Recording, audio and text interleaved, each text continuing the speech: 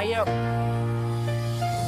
Nagsimula sa biro, mga tawanan ng mga kaibigan na may kasamang tukso. Halaka kasabay ng mga kwento na dahil sa pilantik ng dila, relasyon ng nabuo. Ito ang tagbo ng kwento, kwento ng malaswang tagpo. Nakalaunan ay nagdulot ng hinagbes sa puso. Isang kalawang ng nakaraan, kalawang na nagmansa sa puso at walang katapusan. Walang salita, walang babala. Nung gumapang ka, ako'y nabigla. Aking pinigilan lang pero di ko na kayanan. Hayop na hayop, ako'y nabulaga. Isa kang ahas na mataba, may kamandag kang tukso niya ba? At bumaon, ibinaon at nabaon. Sana'y malimutan ko ng kahapon, ang kahapon na bangungot hanggang ngayon.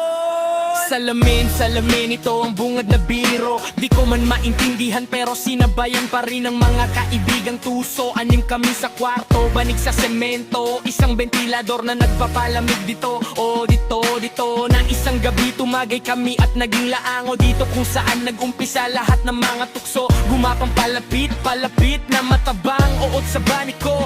Isang alay na di ko nahindian, na hanggang ngayon aking pinagsisihan. Walang salita, walang babala. Nung gumapang ka, ako'y nabigla. Aking pinigilan pero di ko na kayanan. Hayop na hayop, ako'y nabulaga.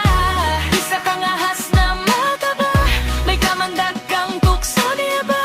At bumaon, ibinaon at nabaon. Sana'y malimutan ko ng kahapon, ang kahapon na bangungot hanggang ngayon. At tumaking na nga ang nakatakda, lintik na pananakal at pamamamahiya. Inalayaan pa kita ng sorbetes na may singsing sa gitna, pero iyo lang tinapon na dahilan ng aking pagluha. Pagluha na nauwi sa pagtataksil-taksil pero di ikinahiya. Dahil ang sakit ay di inakala, kaya sa pananakal mo ako'y kumawala. Dahil luha ang kasalanan na ating nilikha, kaya pagluha mo rin ang hindi pinagsisihan na ganting pala.